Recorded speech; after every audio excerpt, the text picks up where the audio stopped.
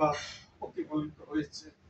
আমরা বাইবেল পাঠের পূর্বে আমরা ঈশ্বরকে ধন্যবাদ দিতে চাই এবং ঈশ্বরের নাম নিয়ে আমরা এই অনুষ্ঠান, ছোটখাটো অনুষ্ঠান আমরা আরম্ভ করতে চাই। আমি বিশেষভাবে সুদীপ্তকে বলবো যে প্রারম্ভিক প্রার্থনা করার জন্য। আসুন আমরা প্রার্থনা করি।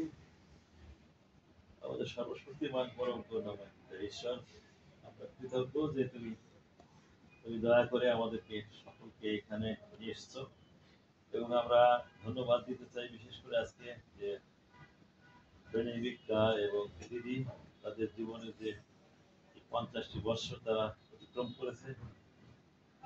প্রভু, তুমি তাদের সঙ্গে ছিলে, তুমি তাদেরকে আশীর্বাদ করেছো অনেক, তাদের সন্তান সন্ততিদের আশীর্বাদ করেছো। বিশেষ করে প্রভু তাদের এই বয়সের এই সময়ে প্রভু তুমি তাদের সঙ্গে থাকো, তাদের আশীর্বাদ করো।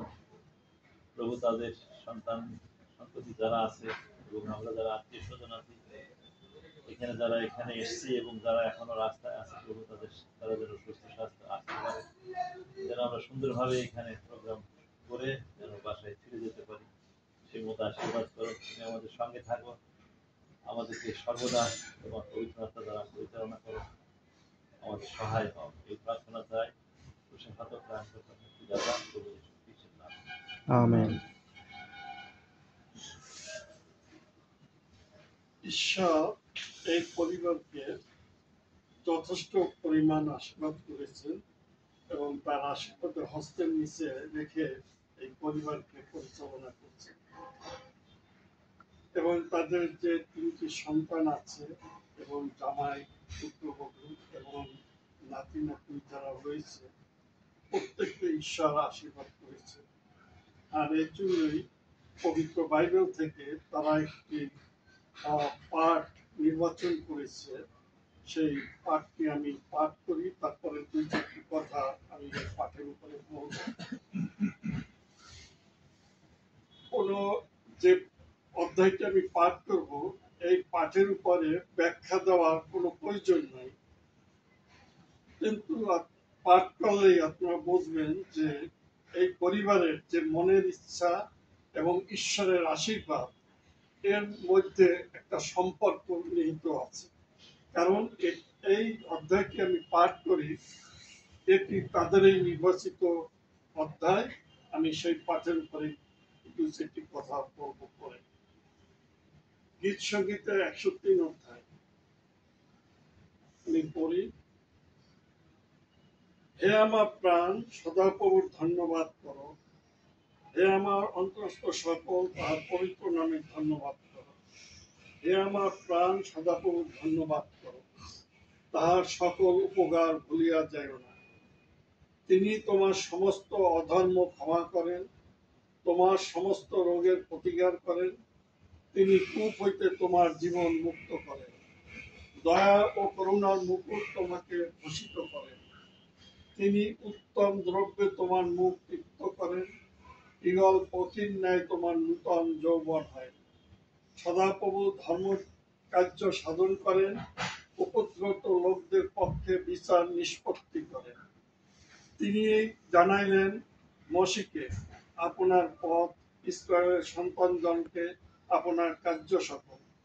সদাপ্রভু স্নেহশীল ও কৃপাময়, ওদের ধীর ও দয়াতে মহান। তিনি নিত্য অনুযোগ করিবেন না, চিরকাল ক্রোধ রাখিবেন না। তিনি আমাদের প্রতি আমাদের পাপ অনুযায়ী ব্যবহার করেন নাই, আমাদের অধর্ম অনুযায়ী প্রতিফল আমাদেরকে দেন নাই। কারণ পৃথিবীর উপর আকাশমণ্ডল যত উচ্চ, যাহারা তাহাকে ভয় করে তাহাদের উপরে তাহার দয়া তত মহৎ। পশ্চিম দিক হইতে পূর্ব দিক যেমন দূরবর্তী, তিনি আমাদের হইতে আমাদের অপরাধ সকল তেমনি দূরবর্তী করিয়াছেন। পিতা সন্তানদের প্রতি যেমন করুণা করেন, যাহারা সদাপ্রভুকে ভয় করে, আমাদের প্রতি তিনি তেমনি করুণা করেন। কারণ তিনি আমাদের গঠন জানেন, আমরা যে ধূলিমাত্র ইহা তাহার স্মরণে আছে। মর্তে তাহার আয়ু তৃণ সদৃশ্য, যেমন মাঠের পুষ্প তেমনি সে প্রফুল্ল হয়। তাহার উপর দয়া বায়ু বায়ু বহিলেই সে আর নাই।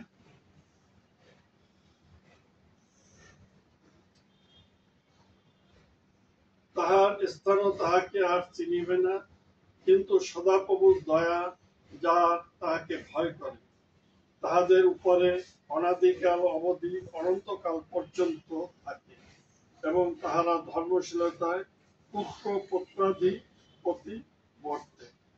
তাহাদের প্রতি যাহারা তাহার নিয়ম রক্ষা করে, তাহাদের বিধি সকল পালনার্থে স্মরণ করে। সদাপ্রভু স্বর্গে আপন সিংহাসন স্থাপন করিয়াছে, তাহার রাজ্য কর্তৃত্ব করে সমস্ত উপর। সদাপ্রভু দূতগণ তাহার ধন্যবাদ করো, তোমরা বলে বীর, তাহার বাক্য সাধক, তাহার বাক্যের রব শ্রবণে নির্দিষ্ট। সদাপ্রভুর সমস্ত বাহিনী তাহার ধন্যবাদ করো, তোমরা তাহার পরিচারক, তাহার পরিমাপ সাধক। সদাপ্রভুর সমস্ত নির্লিপ্ত বস্তা তাহার ধন্যবাদ করো, তাহার অধিকারের সমস্ত স্থানে হে আমার প্রাণ সদাপ্রভুর ধন্যবাদ করো। আমি সম্পূর্ণ অধ্যায়টি পড়েছি এবং আপনারা বুঝতে পারছেন যে ঈশ্বরের এই বাক্য তাদের জীবনে প্রতিটি পদে পদের সাথে তাদের জীবনে সাক্ষ্য বহন করে। কারণ শেষ অধ্যায় কি বলেছে? হে আমার প্রাণ সদাপ্রভুর ধন্যবাদ করো। কারণ ঈশ্বর তাদের পরিবারের প্রতি যে আশীর্বাদ করেছে, তাদের দুইজনের জীবনে, তাদের পরিবারে এবং সন্তান ছেলে মেয়েদের জীবনে, প্রত্যেকের জীবনে যে আশীর্বাদ করেছেন, এই আশীর্বাদের জন্য তারা আজকে ঈশ্বরকে এই ধন্যবাদ দিতে আছে যে আমার প্রাণ সদাপ্রভুর ধন্যবাদ করো। আমরা সবাই সম্মিলিতভাবে ঈশ্বরকে ধন্যবাদ দেব। আমরা যদি প্রথম অধ্যায়টি দেখি, প্রথম পদটি দেখি, সেখানে কি বলেছে? হে আমার প্রাণ সদাপ্রভুর ধন্যবাদ করো। প্রথম এবং শেষ, প্রথম আরম্ভ হয়েছে ধন্যবাদ দিয়ে এবং শেষ হয়েছে ধন্যবাদ দিয়ে, এবং মাঝখানে যতগুলি পদ আছে সেই পদগুলি আমরা যে ঈশ্বরের কাছ থেকে যে আশীর্বাদ পেয়েছি, আশীর্বাদের গুণে আমার সেই পরিবার বেনেডিক্টা এবং শান্তদির পরিবারে যে আশীর্বাদ পেয়েছে, সেই আশীর্বাদের পরিপ্রেক্ষিতে এই বাক্য সেই আশীর্বাদকে পরিপূর্ণতা দেওয়ার জন্য এই বাক্য তাদের জীবনে সর্বসময় সহায়কের ভূমিকা হিসাবে কাজ করেছে। কারণ আমাদের জীবনে প্রত্যেকটি মুহূর্তে ঈশ্বরকে ধন্যবাদ দেওয়া উচিত, কারণ ঈশ্বরের আশীর্বাদ ছাড়া আমাদের জীবন পরিচালিত হতে পারে না। এবং ঈশ্বরের আশীর্বাদ বেনেডিক্টা এবং শান্তদের জীবনে প্রচুর পরিমাণ রয়েছে। কারণ আমরা জানি তাদের জীবনে অনেক সমস্যা এসেছে, অনেক অসুবিধা হয়েছে, সন্তানদের জীবনেও অনেক বড় বড় সমস্যা হয়েছে। তার মধ্যে দিয়ে ঈশ্বর তাদের পরিবারকে সুরক্ষা করে রেখেছে। এর একটি মাত্রই কারণ, তারা ঈশ্বর থেকে দূরে সরে যায় নাই। যতই বিপদ আসুক না কেন, যতই অসুবিধা আসুক না কেন, যতই সমস্যা আসুক না কেন, তারা ঈশ্বরের উপরে নির্ভরশীল ছিলেন এবং বিশ্বস্ত সহকারে তারা জীবন যাপন করেছে।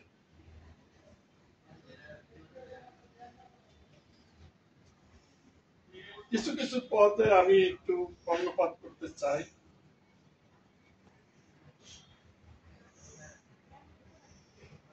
এখানে একটি কথা বলেছে, তিনি কূপ হইতে তোমার জীবন মুক্ত করেন, দয়া ও করুণার মুকুটে তোমাকে ভূষিত করেন। কত সুন্দর একটি কথা! তিনি কূপ হইতে তোমার জীবন মুক্ত করেন। কারণ আমরা যখন সমস্যায় পড়ি, অসুবিধায় পড়ি, তখন আমরা অন্ধকারময় জীবনের মধ্যে পড়ে যাই। সেটি কূপের সাথে বর্ণনা করছে। কারণ কূপের নিচের দিকে যদি আপনারা তাকান, তাহলে সেখানে কি দেখতে পাবেন? সেখানে অন্ধকার দেখা যাবে। কিন্তু সেই অন্ধকার থেকে ঈশ্বর তাদের আশীর্বাদ করেছেন এবং উপরে তাদের তুলে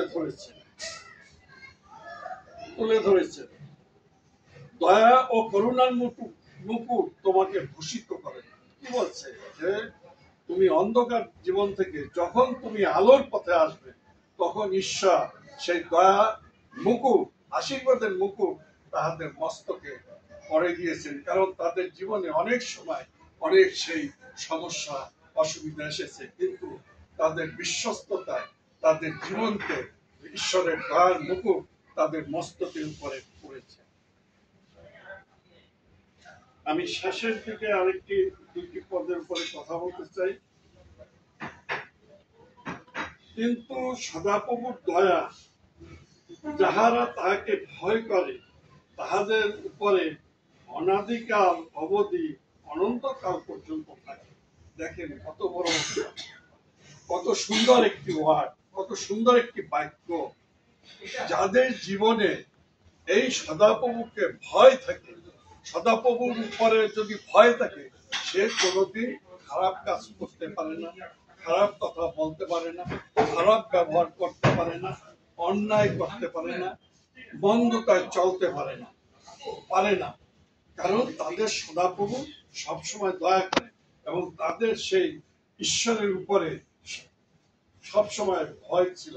কারণ আমরা জানি যে দাদা এবং দিদি তাদের আত্মীয় স্বজনের ভাই বোনদের প্রতি কত কত স্নেহশীল দিয়ে কিভাবে তাদের বড় করে তুলছে, বিপদে আপদে সর্বসময় তারা সহযোগিতা করেছে। আমিও তাদের সঙ্গে অনেক বছর ছিলাম, সেই 78 থেকে 77 থেকে 70 থেকে ছিলাম তাদের সাথে। 87 থেকে 87 থেকে একটা ছিল। আচ্ছা, মনে নাই, কিন্তু অনেক বছর ছিলাম, বিবাহের পরেও ছিলাম। এবং আমরা তখন থেকেই দেখেছি যে তাদের যে আত্মীয় স্বজন ভাই বোন যারা আছে তাদের জন্য তারা কি পরিমাণ সহযোগিতা করেছে এবং কিভাবে তাদের মানুষ করেছে, কিভাবে তাদের লেখাপড়ায় সহযোগিতা করেছে, এটা আমরা দেখেছি। আর তারা যে মানুষকে যে সহযোগিতা করেছে, সেই আশীর্বাদ ঈশ্বর তাদের দিয়েছে এবং সেই জন্যই এই কথাটা বলেছে। কিন্তু সদাপ্রভু দয়া যাহারা তাহাকে ভয় করে, কারণ সদাপ্রভুর উপরে ভয় করলেই তারা মানুষকে ভালোবাসতে পারে, মানুষকে সহযোগিতা করতে পারে, মানুষকে দিতে পারে এবং মানুষকে ক্ষমা করতে পারে। এই জিনিসটা মনে রাখতে হবে, কারণ সদাপ্রভু আমাকে যেরকম দিচ্ছে, আমি যদি সেরকম না দেই, তাহলে সদাপ্রভুকে তো ভয় করা হয় না।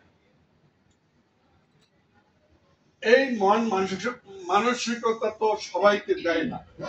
অনেকের অনেক কিছু আছে, কিন্তু মানুষকে তারা দিতে পারে না, আত্মীয় স্বজনকে দিতে পারে না, আত্মীয় স্বজনকে সহযোগিতা করতে পারে না।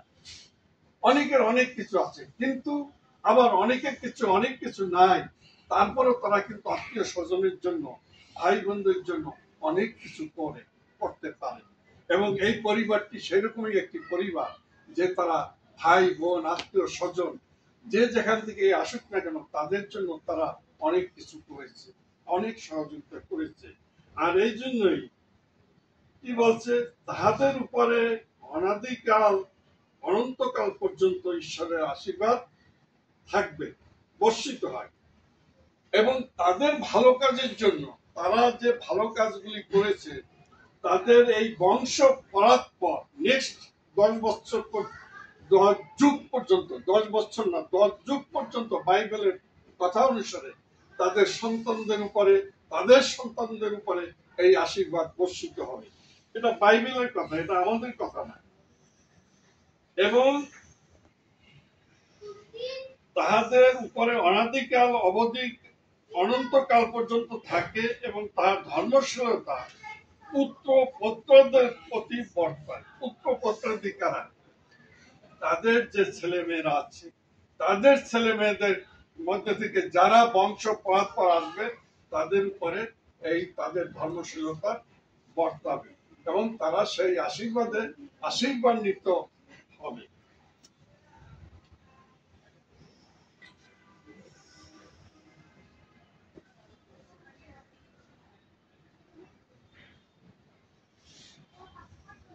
আমি এইখানে এই কথা বলে আমি আমার অন্য যাই পদ থেকে আমি দুটি কথা বলতে চাই।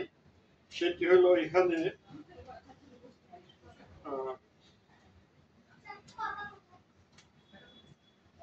এখানে অনেকে আমাদের ভাই বোন আছে এবং আমাদের ছেলেমেয়েরা আছে এবং তাদের জন্য আমি দুইটি কথা বলতে চাই। হিতোপদেশ, আমি সবসময় হিতোপদেশ এবং উপদেশক করি এবং হিতোপদেশ এবং উপদেশক আমাদের জীবনের জন্য, পরিবারের জন্য, স্ত্রী স্বামীদের জন্য অনেক সুন্দর সুন্দর কথা উপদেশ রেখে গেছে। আমরা অনেক সময় সেগুলি স্মরণ করি না। আজকে এই দুজনের পরিপ্রেক্ষিতে আমি দুই চারটি কথা সেখান থেকে বলতে চাই। গুণবর্তী স্ত্রী কে পাইতে পারে, মুক্ত হইতো তাহার মূল্য অনেক অধিক। কথাটা সবার জন্য বলতে চাই, কারণ এখানে আমাদের দাদা কিন্তু অত্যন্ত ভালো লোক এবং তার আচরণ ব্যবহার অনেক ভালো আমরা দেখেছি এবং কেউ তাকে মন্দ বলতে পারে না এবং সে একজন গুণবর্তী স্ত্রীকে পেয়েছে তার সহধর্মিণী হিসাবে। আর সেজন্যই আজকে পরিবারটা অত্যন্ত ভালোভাবে চলছে, ঈশ্বরের আশীর্বাদ পেয়েছে। কারণ গুণবর্তী স্ত্রী ছাড়া একটি পরিবার সুন্দরভাবে পরিচালিত হতে পারে না। কারণ আমরা বর্তমান যুগে আমরা দেখি যে স্ত্রীর কারণে অনেক পরিবার ভেঙে যায়, আবার অনেক সময় দেখি অনেক পুরুষের কারণে অনেক পরিবার ভেঙে যায়। তাই আমি এই জন্য এই কথাটি বলতে চাই যে স্ত্রী, গুণবর্তী স্ত্রী কে পাইতে পারে, মুক্ত হয়তো তাহার মূল্য অনেক অধিক। মুক্তা আমরা জানি মুক্তা এবং হীরক অনেক দামি, কিন্তু এই দামি জিনিসের চেয়ে স্ত্রীর গুণাবলী অনেক দামি। কারণ ভালো স্ত্রী না হলে ভালো পরিবার গঠিত হয় না। স্বামী স্ত্রীর মধ্যে যদি সুসম্পর্ক না থাকে তাহলে ভালো পরিবার হয় না। আর ভালো পরিবার না হলে ছেলে মেয়েরা ভালোভাবে বৃদ্ধি পায় না। কিন্তু এই পরিবারে আমরা দেখেছি তাদের ছেলে মেয়েরা কত সুন্দরভাবে, ভালোভাবে, সুশিক্ষায় শিক্ষিত হয়েছে। কারণ এই পরিবারটি সেভাবে গঠিত হয়েছে, কারণ তারা টাকা পয়সার দিকে তাকায় না, কিন্তু তারা সম্পর্কের দিকে তাকিয়েছে এবং সম্পর্কটা সেভাবে তাদের এই 50 বছরে আমরা সেটা দেখতে পাই যে 50 বছর তারা অতিবাহিত হতে পেরেছে। আরেকটি জায়গায় বলছে গুণবর্তী স্ত্রীর স্বামীর মুকুট স্বরূপ। এই যে আমাদের দিদি, সে হলো আমার দাদার মুকুট স্বরূপ। মুকুট স্বরূপ কেন? যে তাদের দুইজনের যে জ্ঞান এবং প্রজ্ঞা এবং ভালোবাসা, এটা কিন্তু খুব গভীর। তাদের মধ্যে কোনো মন্দতা আসতে পারে না, এই দুনিয়ার কোনো খারাপ কিছু তাদের জীবনে আসতে পারে না, কারণ সমস্ত কিছু তাদের সেই ভালোবাসার মধ্যে দিয়ে তারা সমস্ত কিছু জয় করেছে। আরেকটি অংশ আমি বলতে চাই, কারণ পবিত্র বাক্য বলে তোমার দয়া জীবন হইতে উত্তম, আর আমার ওস্তাধর তোমার প্রশংসা করিবে। এটা গীত সংগীতা 3 পদে। কারণ তোমার দয়া জীবন হইতে উত্তম, এটা ঈশ্বরের বাক্য। সাধু দাও এই কথাটা বলেছে স্বামী স্ত্রীর জন্য। কারণ তোমার দয়া জীবন হইতে উত্তম, কারণ এই যে দুইজনের ভালোবাসা এবং সম্পর্ক, এটা কিন্তু অনেক উত্তম জিনিস, অনেক ভালো জিনিস। এই ভালো জিনিসের মধ্যে কোনো মন্দটা এসে বাসা বাঁধতে পারে না। এবং তাদের যে কথাবার্তা, আলাপ আলোচনা, সিদ্ধান্ত, এটা ওস্তাধার দিয়ে বের হয়। এবং আমরা যে তারা যে ঈশ্বরের উপরে সবসময় যে নির্ভরশীল এবং ঈশ্বরের সর্বসময় যে তারা প্রশংসা এবং গুণ কীর্তন করে এবং তাকে যে ভালোবাসে, এই ভালোবাসার জন্যই তারা একটি সুন্দর পরিবার, ভালো সন্তান, ছেলে মেয়ে এবং নাতি নাতনি পুত্রবধূদের তারা পেয়েছে এবং তাদের জীবনের যে আচার আচরণ, এইটা কিন্তু তাদের ছেলেমেয়েরা বংশ পরাৎপর পর্যন্ত তারা এই পালন করবে। আরেকটি পথ বলে আমি শেষ করব,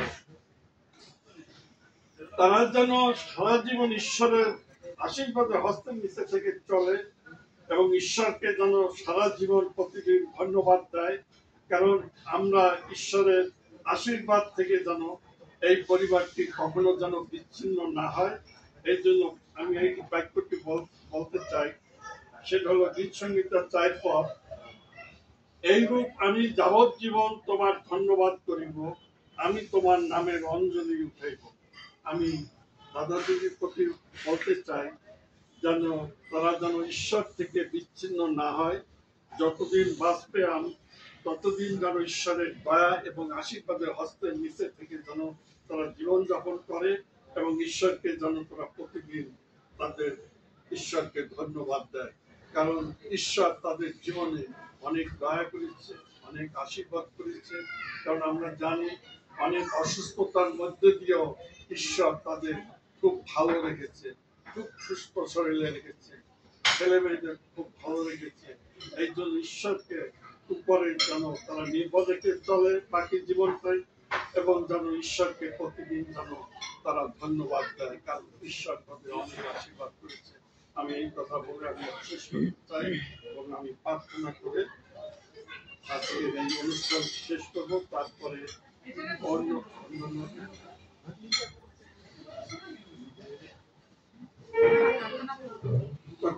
পরিচালনা করবে। আসুন আমরা প্রার্থনা করি। প্রিয়তম স্বর্গস্থ পিতা, তোমার মহানামে ধন্যবাদ করি, তোমার গৌরব করি, তোমার মহিমা করি, তোমার প্রশংসা করি, তোমার জয়ধ্বনি করি, তোমার আরাধনা করি। তুমি দয়াময় ঈশ্বর, তুমি করুণাময় ঈশ্বর, তুমি পবিত্রময় ঈশ্বর, তুমি সৃষ্টিকর্তা। আকাশ ও বায়ুমণ্ডলের নিচে যাহা কিছু আছে, সমুদ্রের তলদেশ পর্যন্ত সকলেই তোমার সৃষ্টি। তোমার সৃষ্টির জন্য তোমাকে ধন্যবাদ, তোমার গৌরব। প্রিয়তম স্বর্গস্থ পিতা, তোমাকে ধন্যবাদ দিই যে তুমি জানো আমরা এখানে আজকে কি উদ্দেশ্য নিয়ে উপস্থিত হয়েছি। পিতা, তুমি পূর্বেই অবগত আছে।